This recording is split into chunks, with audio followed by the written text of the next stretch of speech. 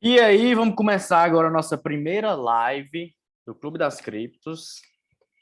Eu sou o Joab Soares, estou aqui com a minha colinha para não ter perigo de eu esquecer de nada que eu vou falar para vocês. Então, primeiramente, boa noite a todos. E o que é que a gente vai conversar hoje, né? Vamos lá.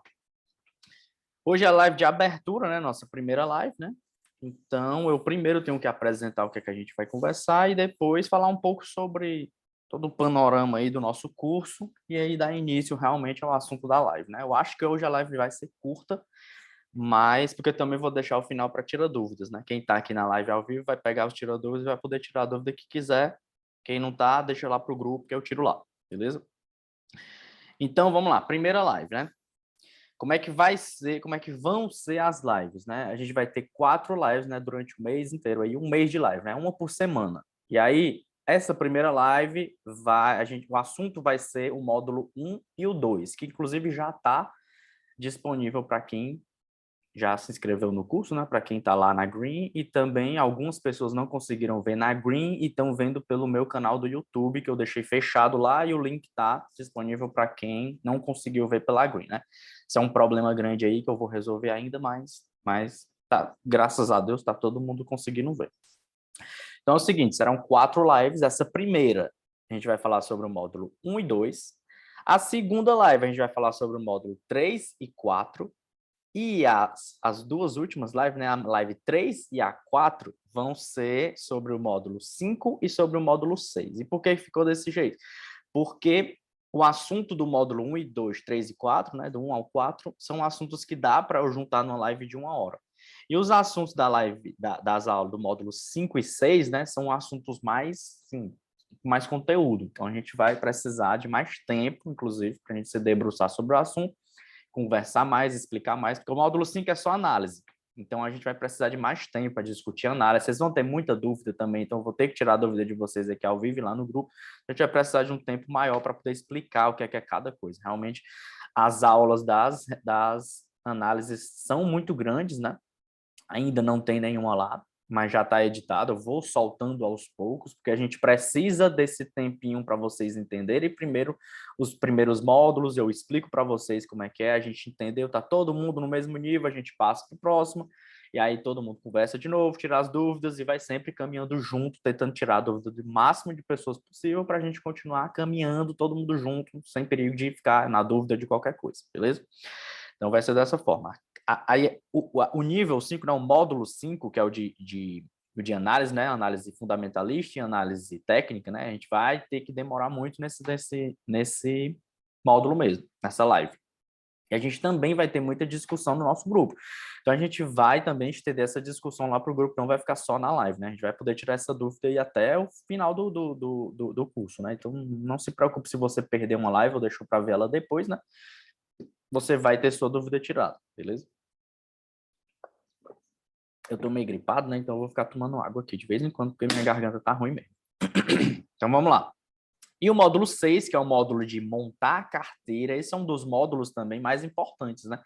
Como é que a gente vai montar a carteira, quais ativos escolher, por que que o ativo X ou Y é mais interessante do que o Z ou o H na carteira de uma pessoa que é conservadora, por que que a Ethereum é melhor para uma pessoa que é mais arrojada, por que que o Bitcoin é mais voltado para o conservador. Então, tudo isso a gente vai ver no módulo 6, onde eu explico todas essas coisas, a montagem da carteira, indico algumas outras moedas também interessantes no mercado para vocês darem uma olhada e fazerem análise de vocês, porque quando a gente chegar nesse módulo, vocês já vão estar aptos a fazer análise, então não tem problema vocês trazerem uma moeda nova, né? Para a gente trouxerem, né? Uma moeda, se vocês trouxerem uma moeda nova para a gente poder fazer uma análise dessa moeda também. Então, chegar no módulo 6, a gente passa do 5, que é o de análise, no 6 vocês já aprendem a analisar, mas ainda não sabem montar a carteira. E aí que eu vou ter que pegar vocês pela mão e ajudar a montar a carteira. Então, vou estar aqui também para tirar todas as dúvidas, tanto aqui na live como nos grupos, então não se preocupe, beleza? Mas agora vamos começar, né? Primeiro, o que a gente conversa no módulo 1? O módulo 1 é a apresentação da moeda, né? A importância da moeda realmente. E aí, nossa live está começando agora mesmo aqui, beleza? É o assunto realmente. Então, o nível 1, né, o módulo 1, a gente conversa sobre a importância da moeda fiduciária, né? Como ela foi criada, a história dessa moeda e como ela evoluiu até ela chegar no Bitcoin e nas moedas criptografadas, né? A importância dessa moeda para o mercado internacional é que ela é uma moeda aceitada globalmente, né? Então, todo país tem a sua própria moeda, emite a sua própria moeda, né? Então, é fácil você fazer a utilização de uma moeda assim. O empecilho que vai ter são as fronteiras e a conversão dessas moedas, né? Então, se você utiliza real, a gente utiliza real aqui no Brasil, quando a gente vai para algum outro país, a gente tem que fazer essa conversão da moeda. E essa conversão monetária é fácil de se fazer, você encontra em qualquer casa de câmbio, e até utilizando o cartão de crédito internacional, você consegue comprar em qualquer país, né, utilizando a moeda de lá, só pagando em crédito, já vai convertido automaticamente. Então, já é muito fácil você fazer essa conversão e a utilização da moeda fiduciária e do crédito também. Mas não deixa de ser um empecilhozinho na frente do Bitcoin, né? Que já não tem mais esse problema, né? O Bitcoin, você vai utilizar o Bitcoin é global, né? Você utiliza a mesma moeda em qualquer lugar do mundo. Então, você não tem que fazer a conversão. Então, pode ser que você utilizando um Bitcoin aqui, ele vai valer o mesmo um Bitcoin em qualquer outro lugar do mundo. Um real seu aqui, ele não vale um real ou um dólar lá nos Estados Unidos, né? Ele vai ter que converter para você utilizar lá um dólar, né? São 5 e alguma coisa, né? De reais. E o Bitcoin não, o Bitcoin ele consegue preservar o valor dele, né? E ele pode ser utilizado como moeda em qualquer lugar do mundo. Então não precisa fazer essa conversão, né? Essa é uma das vantagens do Bitcoin para a moeda fiduciária, né? Então no módulo 1, a gente vê a importância da moeda, ela realmente é importante, porque a gente vê ela como a evolução do escambo, né?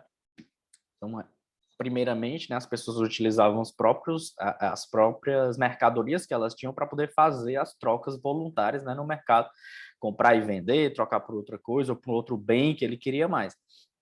Só que isso era um problema grande, né? Porque você tinha um bem, por exemplo, um celular desse aqui, só que se eu fosse trocar um celular desse aqui com outra pessoa que tinha um celular melhor do que esse celular talvez não fosse valer tanto. Então ele não ia valer a mesma coisa que eu trocasse esse celular por uma pessoa que não tem um celular tão tecnológico quanto esse. Então, essa disparidade aí de valor, né? Essa diferença de valor ia acabar acarretando em uma discrepância muito grande aí na troca voluntária, né? No mercado. Então, começaram a utilizar, criar uma moeda, né? Para poder servir como meio de troca e essa moeda sendo usada como meio de troca, ela poderia ser convertida em algum outro bem. E aí facilitou o mercado, né? Porque você não fazia mais o escambo trocando produto por produto. Você trocava uma moeda que tinha um valor intrínseco, né? Porque era convertível em ouro, né? Conversível em ouro, em metal precioso.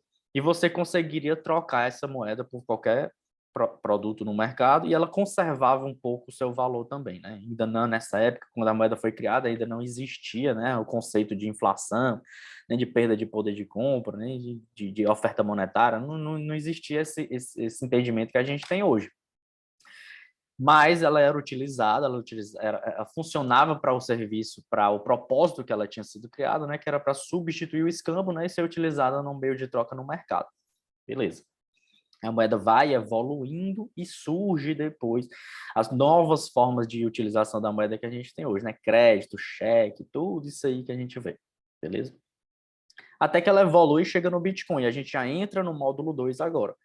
Então a moeda foi utilizada e foi evoluindo, e sempre que ela vai evoluindo, ela vai tentando sanar um problema que ela tinha anteriormente. Então, qual era o problema de utilizar os produtos, né, para fazer o escambo? Era que esses produtos, às vezes, eram cotados muito diferente de pessoa para pessoa, dependendo da própria posse daquela pessoa que estava fazendo o escambo com você. Então, se ela não fosse interessante para ela ter o material que você queria fazer a troca, aquele material não servia de nada. E se você fosse trocar com outra pessoa que não tinha o material que você tem, né, ele poderia valer muito. Então você conseguiria trocar por muita coisa. Então, às vezes, essa discrepância era um grande problema, né?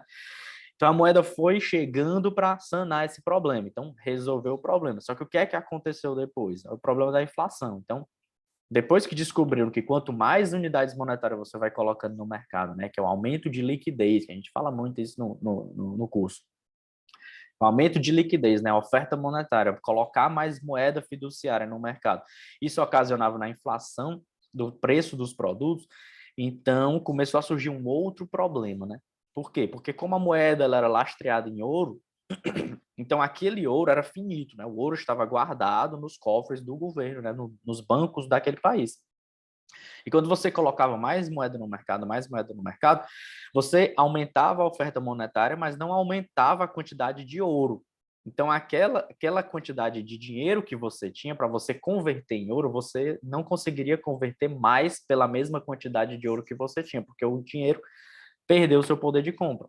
Então, na hora de você fazer a conversão, quando tem mais oferta monetária, você perde poder de compra. É o que acontece hoje quando a gente vê a facilidade do crédito sendo dado aí para qualquer pessoa, né?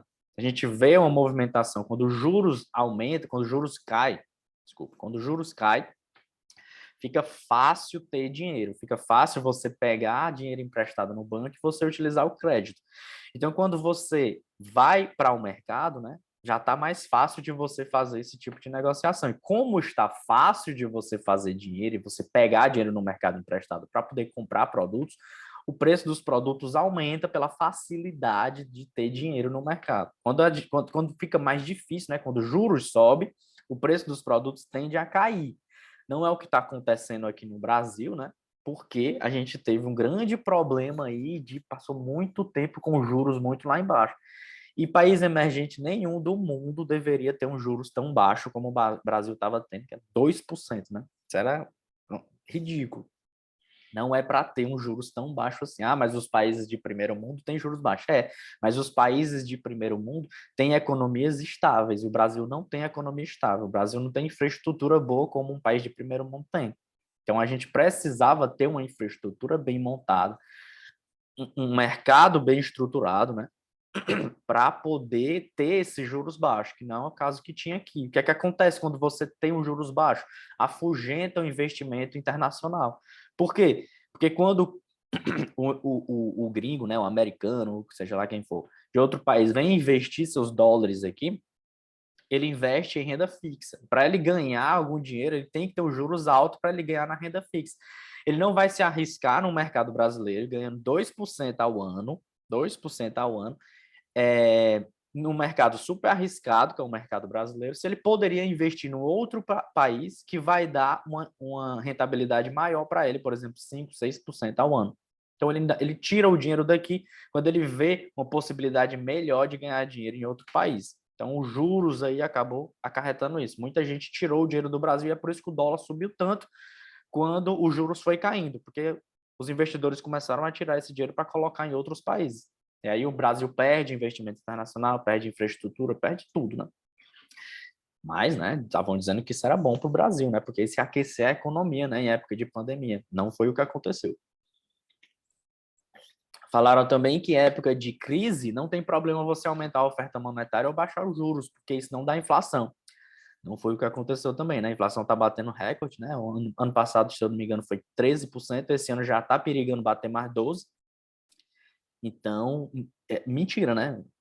E a gente estava avisando isso há muito tempo, que isso não ia acontecer, né? A gente que eu digo, né, são os economistas mais ligados ao mercado, né? Voltado mais para o lado liberal do mercado, né? É que quer realmente que o Brasil seja austero, né? Tenha juros altos para poder receber investimento exterior e usar esse investimento do exterior para fazer infraestrutura no Brasil e transformar a economia do Brasil um pouco mais, transformar ela numa economia um pouco mais estável, né? Não foi o que aconteceu. Então, voltando, né? Eu já estou viajando aqui. Então, o dinheiro muda, né? Ele evolui e se transforma numa coisa mais evoluída que é o Bitcoin. Então, tira do poder do governo, né? Tira da mão do governo o poder de manipular o dinheiro. Então, o governo não pode mais simplesmente emitir mais moeda, né? Quer dizer, Bitcoin, né? Não pode simplesmente emitir mais Bitcoins no mercado para fazer uma inflação, né? Baixar o poder de compra desse dinheiro, movimentar a economia do jeito que eles querem. Não, porque não está na mão do governo. Bitcoin, como uma moeda descentralizada, né? Ela não tem um dono, não tem uma pessoa por trás tomando as decisões de como esse Bitcoin vai subir, vai descer, de como vai ser a oferta monetária, de quanto deve valer uma moeda. Não. Tudo isso é decidido pelo mercado. E o que é que significa isso, né? Decidido pelo mercado. O Bitcoin é muito cotado pela oferta e pela demanda da moeda. Então, se há muita demanda pela moeda e a baixa oferta dessa moeda no mercado, né, disponibilidade de eu comprar bitcoins, o preço do Bitcoin sobe muito. E se há uma inversão, né, se é o contrário, né, se há pouca demanda e muita oferta, o preço do Bitcoin tende a cair. É o que a gente vê oscilando aí no mercado em tempos de crise, né? O pessoal gosta de vender os bitcoins, tudo doido, né? Gosta de vender os bitcoins e colocar em renda fixa ou liquidar esse dinheiro para ficar com dinheiro, mesmo moeda fiduciária no bolso, coisa de doido. E a gente vê uma queda no Bitcoin, realmente isso acontecendo. Quando começa a estabilizar um pouco mais, o pessoal, os investidores, né, começam a querer investir e arriscar um pouco mais no mercado. Então, eles voltam a investir no Bitcoin e nas outras moedas, e aí aumenta a demanda pela moeda. E aumentando a demanda e a oferta está estagnada, né? A tendência é de valorização do ativo. Então, esse é o sobe e desce do Bitcoin. Ele é muito influenciado por isso. As outras moedas também são influenciadas pelo sobe e desce da oferta e da demanda. Só que elas também são influenciadas por outros motivos, né? E a gente vê no curso, né? Que a gente vai focar no nosso assunto, que é Bitcoin. Então, conforme você for vendo aí eu falando sobre as moedas lá no curso, você vai ver que existem moedas que já conseguiram se desatrelar do Bitcoin, e às vezes quando o Bitcoin está caindo, ela está subindo, e quando o Bitcoin está subindo, ela está caindo porque ela já conseguiu se desprender da função principal do Bitcoin, que é a substituição da moeda fiduciária. Garganta tá complicado. Então, o Bitcoin tem uma função básica, né? Segundo módulo agora. Bitcoin tem uma função básica, que é uma não, né? Três, né? Funções básicas, que são unidade de conta. Que é a unidade de conta? A gente vê isso no curso, mas eu vou resumir para vocês para a gente poder entender melhor aqui. Unidade de conta é os preços dos produtos são cotados naquela moeda. Então, a gente consegue ver alguns produtos no mercado sendo cotados em Bitcoin. Não são muitos, mas tem. Meio de troca, né? A segunda, meio de troca, que é você conseguir realmente, efetivamente, comprar algum produto no mercado pagando em Bitcoin. Então, você consegue fazer isso. Inclusive, a minha consultoria pode ser paga em Bitcoin. Inclusive, tem desconto também, né? Mas não vem ao caso, né? Mas, olha, é um exemplo, né? A consultoria pode ser paga em Bitcoin. E a terceira é a reserva de valor, que, na minha opinião, é a mais importante do Bitcoin hoje, e que é a que ela é mais utilizada. Tem gente que fala que não, que o Bitcoin realmente vai ser a moeda que vai ser utilizada no mercado como moeda e substituir a moeda fiduciária, né? Mas isso eu já não acredito que isso vai acontecer.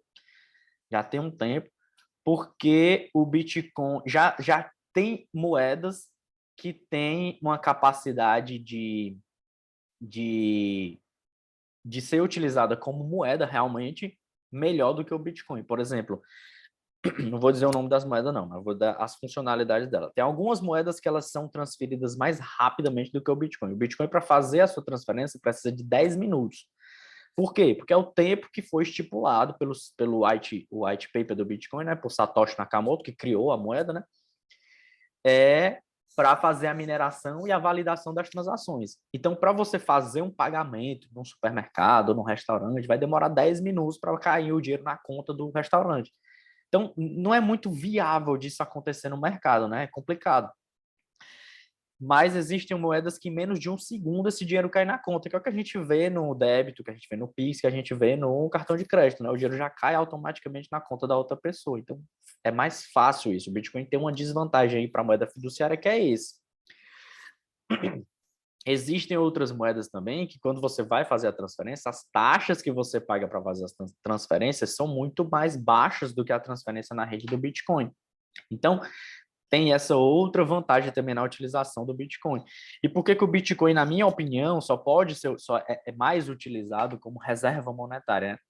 Porque a gente vê realmente uma tendência de valorização de longo prazo no Bitcoin, e a gente vê muitas pessoas, muitas empresas entrando no mercado, querendo investir em Bitcoin, pensando realmente na sua valorização de longo prazo e no poder que essa moeda tem de resistir às movimentações e dos governos, né? Da manipulação do governo, da oferta monetária, do aumento da oferta monetária de moeda fiduciária. Então a gente vê que o Bitcoin realmente foi criado para isso. A intenção dele foi isso. Quando Satoshi Nakamoto criou o Bitcoin, ele pensou em utilizar a moeda para substituir a moeda fiduciária. Mas o ponto principal que ele utilizou né, nem a desculpa, né? É a justificativa principal que ele utilizou para criar o Bitcoin foi a proteção do salário do trabalhador americano frente à crise de 2008 do subprime nos Estados Unidos, que quebrou um monte de banco lá, foi a crise do setor imobiliário americano, que tem no filme A Grande Aposta. Então, se vocês quiserem ver, é um filme muito bom. Retrata muito bem o que aconteceu na época. Então, ele criou a moeda pensando nisso, que poderia ser uma moeda que seria utilizada massivamente aí por muitas pessoas. Desculpa. E essa moeda seria utilizada no mercado como moeda realmente corrente. Mas a utilização do Bitcoin, que 10% da população do mundo conhece e utiliza Bitcoin, né? Conhece não, mas utiliza Bitcoin, né? Investe em Bitcoin. Se só 10% da população do mundo investe em Bitcoin, ele já está nesse valor e já está complicado de utilizar ele. Imagine se 100% da população do mundo utilizasse o Bitcoin. A rede ia ficar muito congestionada, ia precisar ter uma atualização no sistema. Isso é possível de acontecer. O problema é que ainda não houve. Então fica difícil de acontecer, dele ser utilizado como uma moeda fiduciária, como uma moeda substituindo a moeda fiduciária, quando a gente vê outras moedas que já foram criadas com as vantagens que o Bitcoin não tem, né? Já sanando as desvantagens do Bitcoin. Então, a gente vê assim que na minha opinião, o Bitcoin é utilizado hoje e a maior função dele é para reserva de valor mesmo. É você comprar o Bitcoin para pensar no longo prazo. Nem que você coloque 5%, 10% do seu patrimônio em Bitcoin, pensando no investimento lá na frente, no poder de compra dele. Porque a gente sabe que a moeda fiduciária, né, os governos têm meta de inflação. Então, se a gente sabe que o governo tem meta de inflação e que no final do ano o seu dinheiro, né, R$ 100, vai valer 10% a menos, né, não tem para que eu continuar segurando R$ 100 na minha mão. É melhor investir em qualquer coisa, que pelo menos eu vou tentar bater a inflação e os meus R$ 100 no final do ano vai continuar valendo R$ 100 ou valendo um pouquinho mais. É isso que a gente também classifica como ativo, né? O ativo é o que você compra e esse ativo vai se valorizar ao longo do tempo. Ele não vai lhe dar uma conta para você pagar, como um carro, por exemplo. Você compra um carro, você vai ter que gastar com manutenção, com limpeza, com gasolina, com oficina, tudo no mundo, né? Então, o carro é um passivo.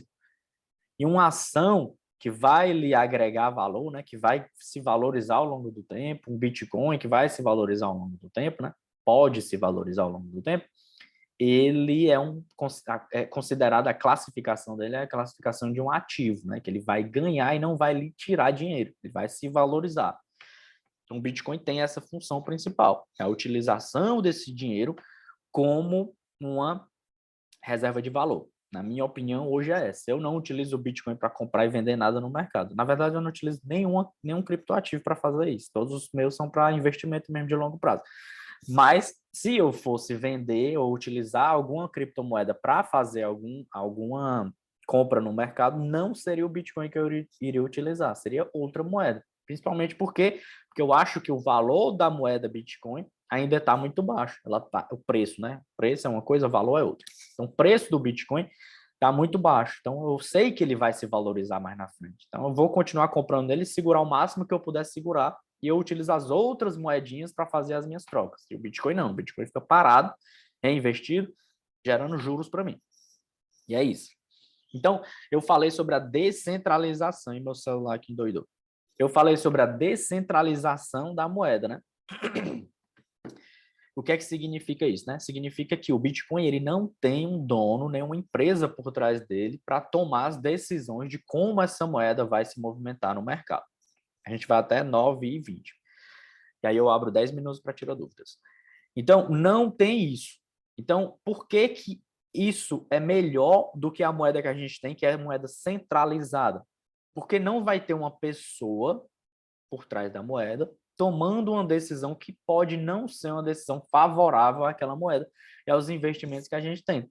A moeda vai ser totalmente livre para se movimentar de acordo com as expectativas do mercado. Eu não tenho como me planejar com o real, né? Quer dizer, tem, mas você vai se planejar para saber que você vai perder dinheiro. Então, você tem R$ 100, você já sabe que a inflação no final do ano vai ser 12%. Então, seus R$ 100 vai virar 88, né? R$ 88 depois de um ano, né? Porque caiu 12%, você vai perder aí R$ 12, né? Então, eu já me planejo para daqui no final do ano eu ter que ter investido agora, né? Hoje, em algum investimento que vai pelo menos bater esses 12%, ou então mais, né? Para eu poder ganhar alguma coisa. Então, já é complicado isso. O Bitcoin, o que é que acontece com ele? Essa inflação só afeta a moeda fiduciária.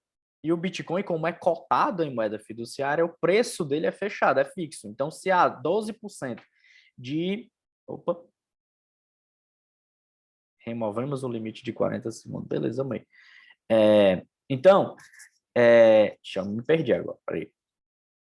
Então, se a moeda fiduciária perde 12% do seu poder de compra, né, do valor dessa moeda, o Bitcoin ele vai agregar pelo menos 12% no final do ano.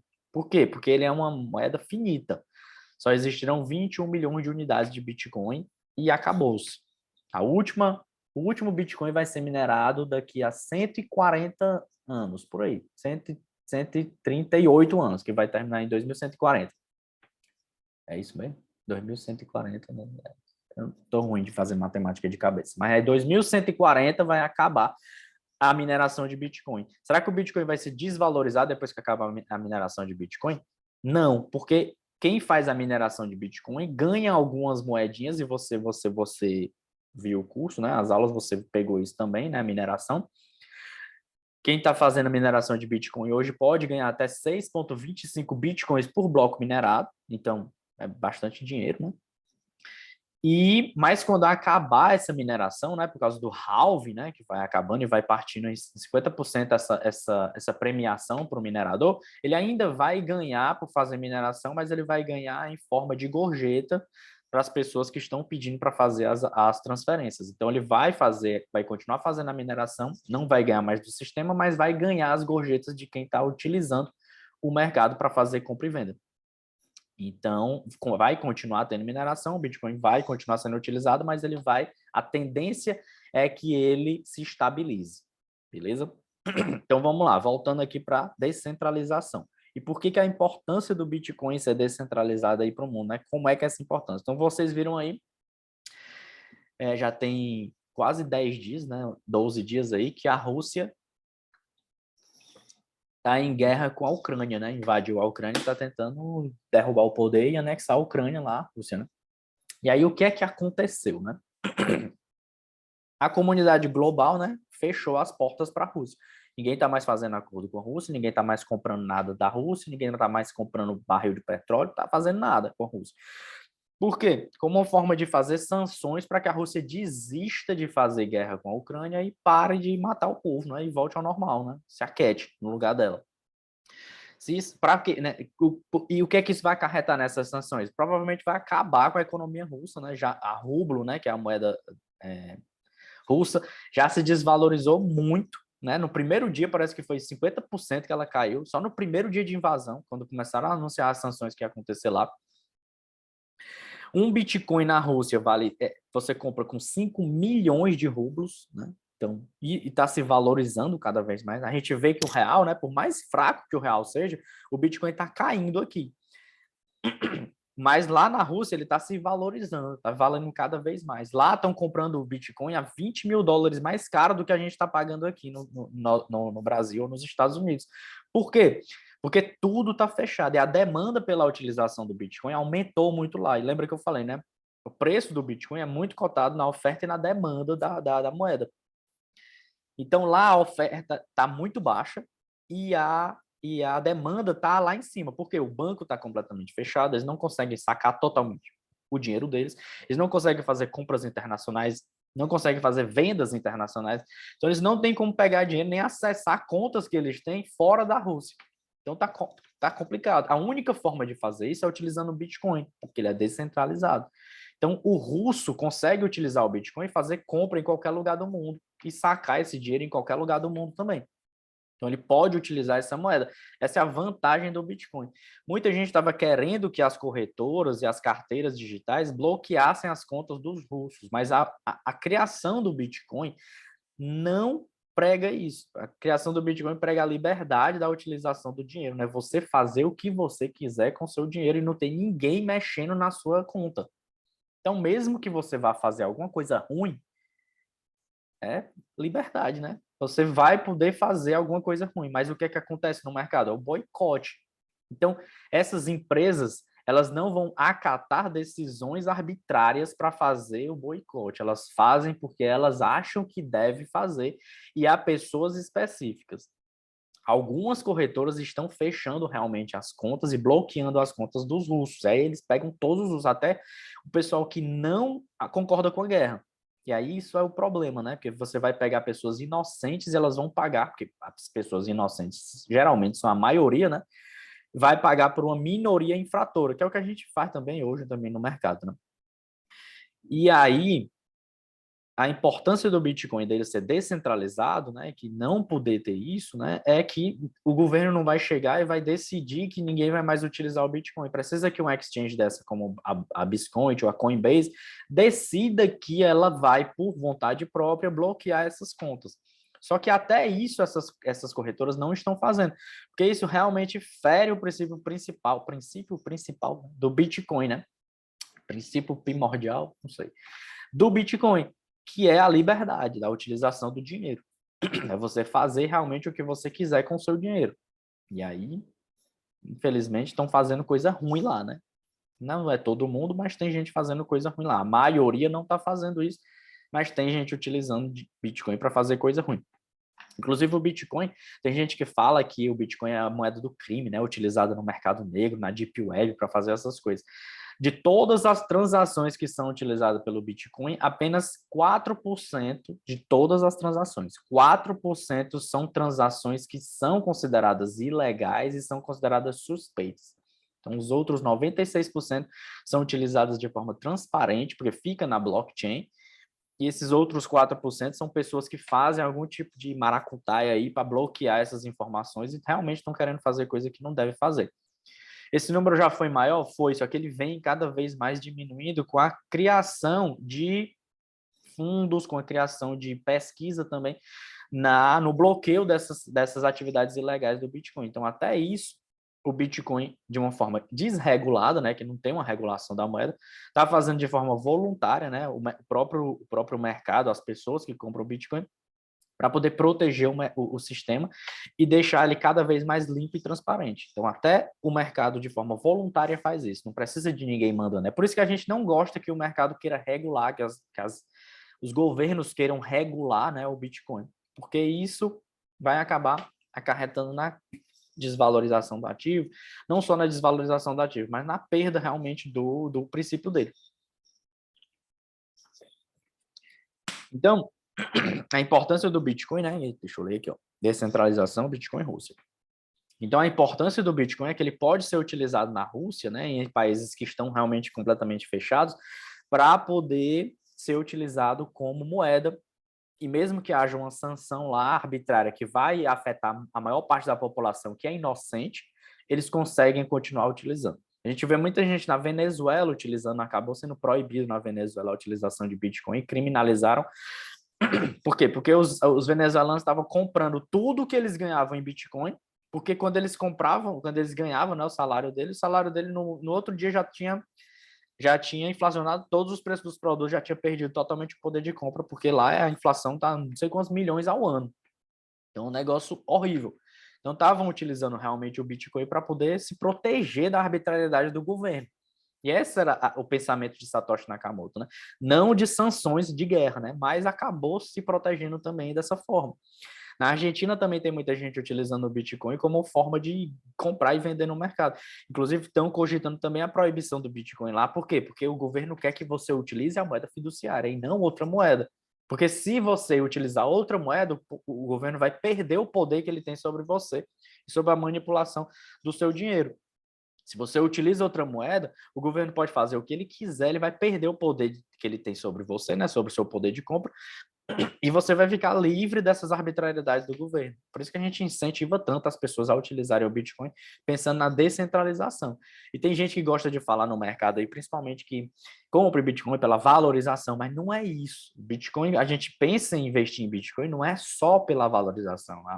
O investimento principal e o pensamento principal que a gente tem que ter e tem que incentivar nas pessoas, né? Na hora de comprar Bitcoin, é pensando na proteção do seu dinheiro, realmente, das arbitrariedades, que pode acontecer. Porque, por exemplo, na Rússia, não. No Canadá, foi inclusive o Pedro que me mandou isso aí. Ó. No Canadá, eu já tinha visto, mas o negócio lá do cara do Ruby on Rails, né? Foi muito mais legal. No Canadá, o governo bloqueou a conta de todo mundo que estava fazendo a manifestação lá, dos caminhoneiros, né? Contra a obrigatoriedade da vacina. Então, eles pararam tudo lá, os caminhoneiros pararam de entregar as coisas lá, e o mercado ficou fechado, ficou sem suprimento, e aí o governo fez o quê? Vamos fechar todas as contas bancárias desse pessoal para eles voltarem a trabalhar e eles se vacinarem obrigatoriamente. Então, acabou-se a liberdade do povo de querer vacinar ou não, né? Então, o governo queria obrigar todo mundo a vacinar, e o que é que eles fizeram? Arbitrariamente foram lá e bloquearam as contas de todo mundo que estava nas manifestações, estavam, né? Que todos os caminhoneiros que estavam participando das manifestações e até mesmo das pessoas que estavam doando dinheiro para os caminhoneiros conseguirem se manter. Então, fizeram uma vaquinha e essa vaquinha ia ser dada para os caminhoneiros para comprar suprimento, para eles continuarem na greve deles, e eles bloquearam esse dinheiro e bloquearam também as contas das pessoas que não estavam na greve, mas estavam doando para essa vaquinha para poder financiar a greve dos caminhoneiros. Então foi um ato complicado, né? Muito autoritário aí de um país que se diz democrático, né? Então, o que é que aconteceu? As pessoas se voltaram para a utilização do Bitcoin. Por quê? Porque você consegue confiscar o dinheiro que está no banco, mas você não consegue confiscar o dinheiro que está numa carteira digital. Então, a utilização do Bitcoin, a descentralização dele, protegeu também parte dos caminhoneiros lá. E, inclusive, o Justin Trudeau, né, que é o presidente, primeiro-ministro lá do Canadá, também queria que as carteiras digitais bloqueassem o dinheiro dos caminhoneiros e das pessoas que estavam doando. Só que ele levou uma porrada, uma chibatada tão grande que depois eu vou pedir para o Pedro colocar lá no grupo, que ele fala assim, que mesmo que a gente queira fazer isso, a gente não pode fazer isso. Isso não é um princípio do Bitcoin, né? A utilização, bloqueio arbitrário dessa forma, e, e ninguém vai fazer esse bloqueio porque as pessoas têm que ter liberdade para utilizar esse dinheiro da forma que eles quiserem, e até mesmo quando o sistema financeiro mundial, né, sistema bancário global, via ruir, né, acabar, se desestruturar e via acabar realmente, eles falaram que ainda estariam lá para servir ao Justin Trudeau e as pessoas arbitrárias que queriam acabar com esse tipo de liberdade.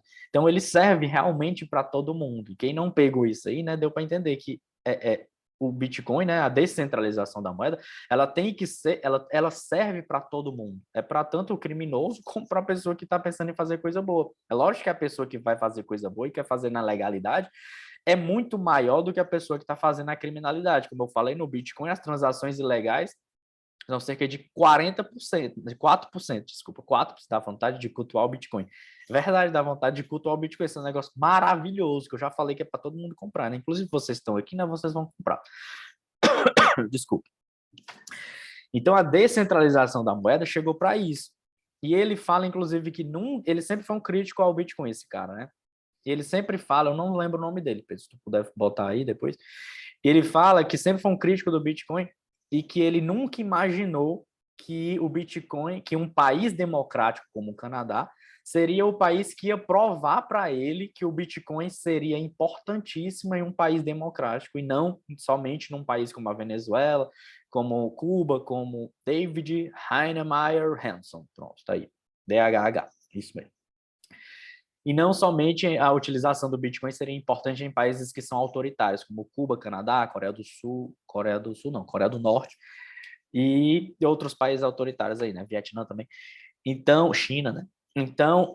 Então, o que provou para ele que o Bitcoin seria importantíssimo foi justamente essa greve que aconteceu mês passado, né? Então, realmente, o Bitcoin é uma coisa muito importante no mundo e a gente deveria olhar ele com os olhos assim um pouco mais, né, interessantes.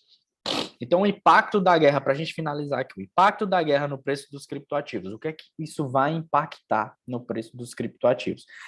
Impactou positivamente quando eu falei isso inclusive hoje no meu Instagram. Impactou positivamente quando as empresas falaram o Bitcoin é livre para ser utilizado por qualquer pessoa, as empresas, as corretoras. E ninguém vai ter sua liberdade cerceada, né? Como os governos queriam que isso acontecesse. E aí ele subiu bastante. Isso foi há 2 dias. E aí o que é que aconteceu? Ontem e hoje também começou a cogitar a possibilidade de algumas empresas bloquearem realmente as contas dos russos. Então isso ia ser um bloqueio arbitrário. O que é que aconteceu? Isso impactou negativamente no mercado. Eu vi muita gente falando, que eu gosto de seguir aqui no Twitter, no Instagram também, falando negativamente para esse tipo de atitude das corretoras e das carteiras digitais, de bloquear as contas dos russos, porque isso realmente, o Bitcoin não foi criado para isso, e as criptomoedas também não foram criadas para isso, ela foi criada para ter liberdade. Então, é eu utilizar o meu dinheiro, independente de uma pessoa que está do meu lado querendo fazer um crime. Então, eu não posso ter a minha liberdade diminuída porque outra pessoa está fazendo um crime. Isso não é legal, isso não é legal realmente, não. Então, e depois que eles falaram que não iam bloquear as contas, subiu. Quando eles falaram, talvez nós vamos bloquear as contas, aí despencou, caiu tudo agora. Então, é complicado. Então, o impacto da guerra, a guerra em si, impacta de uma forma: aumento da demanda pelo Bitcoin por parte da Rússia. Só que apenas um país utilizando mais o Bitcoin ou demandando mais o Bitcoin, como a Rússia, né? Não tem muita gente lá, como seria, por exemplo, a China ou a Índia. Ele não vai impactar tanto assim no preço do ativo, principalmente agora que está no inverno cripto, né? Tendência de queda. Então, ele não vai impactar tanto assim positivamente ou negativamente no ativo, mas impacta de alguma forma, um pouco, mas impacta. Aumentou a demanda, então ele desvalorizou um pouco, ele subiu um pouco. Não muito, porque a tendência está em queda, né? Mas se quando voltar ao normal, né, as pessoas voltarem a utilizar o rublo, o dólar, essas coisas, aí a tendência é que o Bitcoin caia, se estabilize para depois voltar a aumentar a demanda normalmente. E vai subindo devagarzinho, devagarzinho, devagarzinho, ou lateralizando. Então, o impacto da guerra pode ser positivo e pode ser negativo, né? No caso do que aconteceu, foi um caso positivo. Só que as consequências da guerra, que foram os bloqueios de algumas contas bancárias não, de algumas contas criptos, foi um impacto negativo. Então, essa foi uma consequência da guerra, né? Que acabou levando o preço para baixo. Isso poderia acontecer se não houvesse a guerra, né? Se eles tivessem cogitado de alguma outra forma, sem guerra, né? Tipo, Cuba lá tá, Cuba tá fechado. Então eles iam decidir que ninguém na Cuba ia utilizar Bitcoin. Então, talvez isso é bloquear as contas dos magnatas cubanos, né? Só que bloqueando as contas dos magnatas cubanos, né?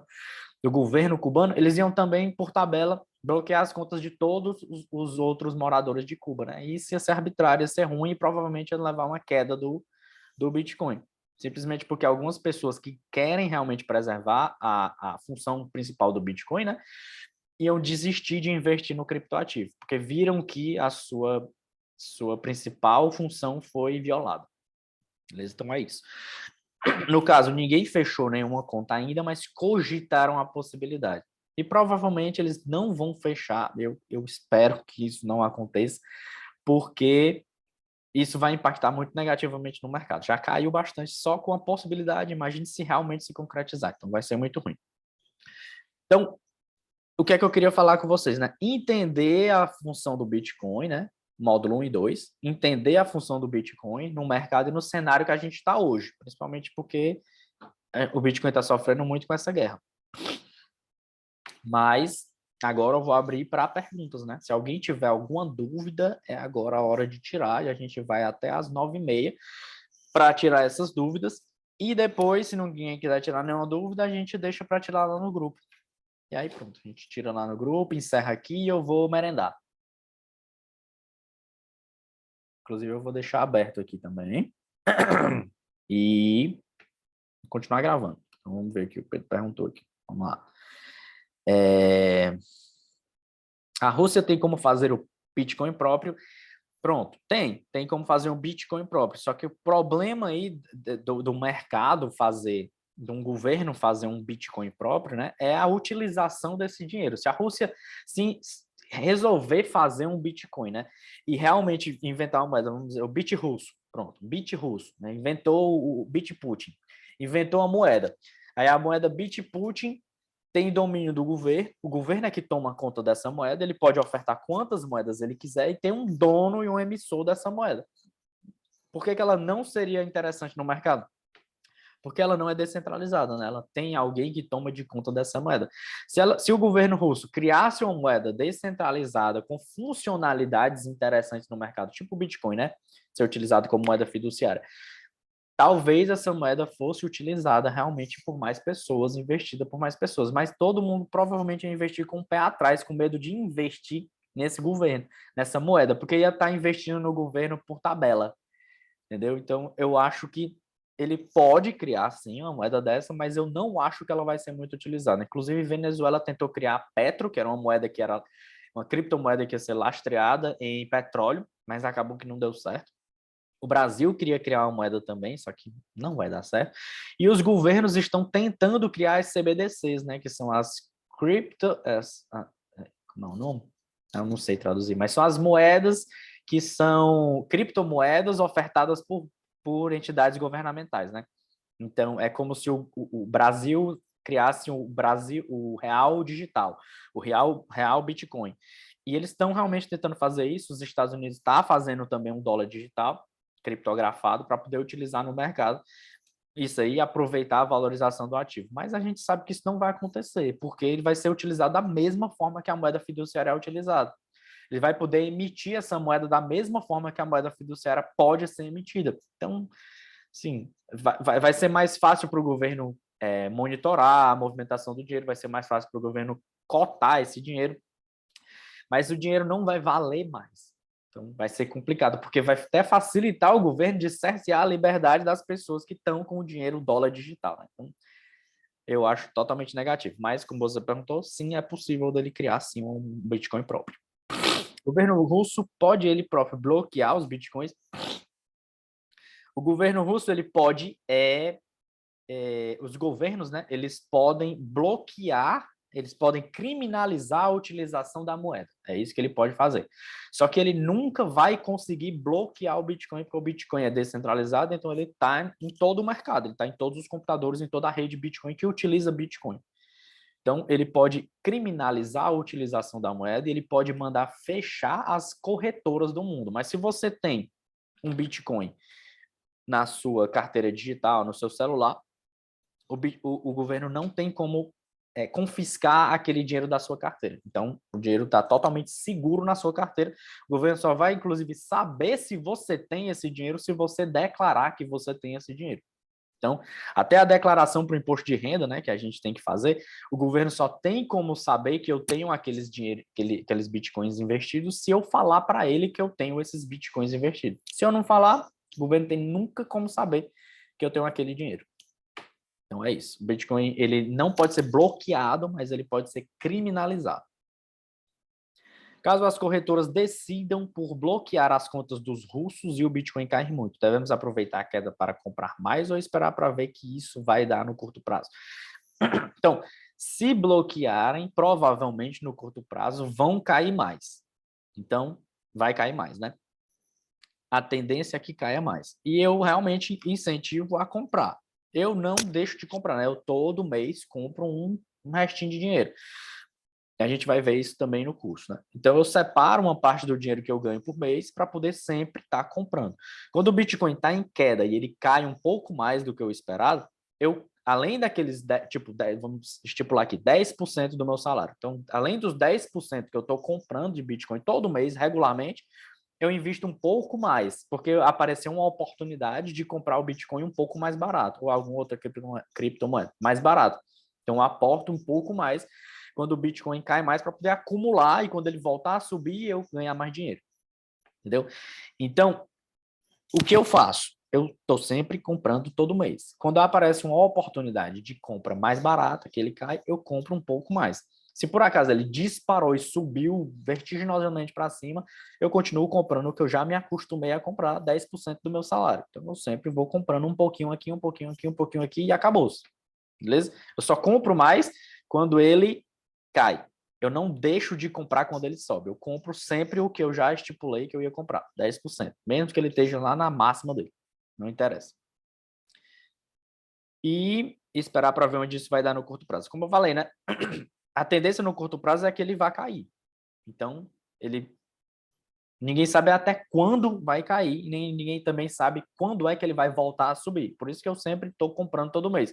Porque na média anual, né, vale mais a pena você sempre comprar mês a mês e sempre deixar o dinheiro investido do que você ficar comprando e vendendo, comprando e vendendo, comprando e vendendo, comprando e vendendo nos melhores momentos. Eu vou depois botar um vídeo lá no grupo que mostra um estudo de como se um cara tivesse uma bola de cristal e ele soubesse o melhor momento de comprar e o melhor momento de vender. Ele ainda não teria mais dinheiro se ele tivesse simplesmente comprado e não tivesse vendido nada, só comprado no dia específico do mês, no dia específico do mês, no dia específico do mês, regularmente, sem ter vendido nada. O cara que compra regularmente, mês a mês, ele consegue ter mais dinheiro, acumular mais dinheiro pela rolagem dos juros compostos, né? E isso não é em consideração ao Bitcoin, mas é em consideração a investimentos de renda fixa. Mas leva em consideração o Bitcoin também, porque o Bitcoin tem investimento de renda fixa. Desculpa. E ele valia mais a pena você ir comprando e fazendo a rolagem de juro composto do que você simplesmente comprar no momento mais de baixa e vender no momento de mais alto. Ixi, agora começou a crise de tosse. E eu vou encerrar aqui, porque eu vou começar a tossir muito. Então, gente, um beijo no coração. O vídeo está salvo e eu vou mandar lá no grupo, beleza? Vou mandar lá no grupo para o pessoal que não viu. E se vocês quiserem reassistir a aula também, fiquem à vontade, tá bom?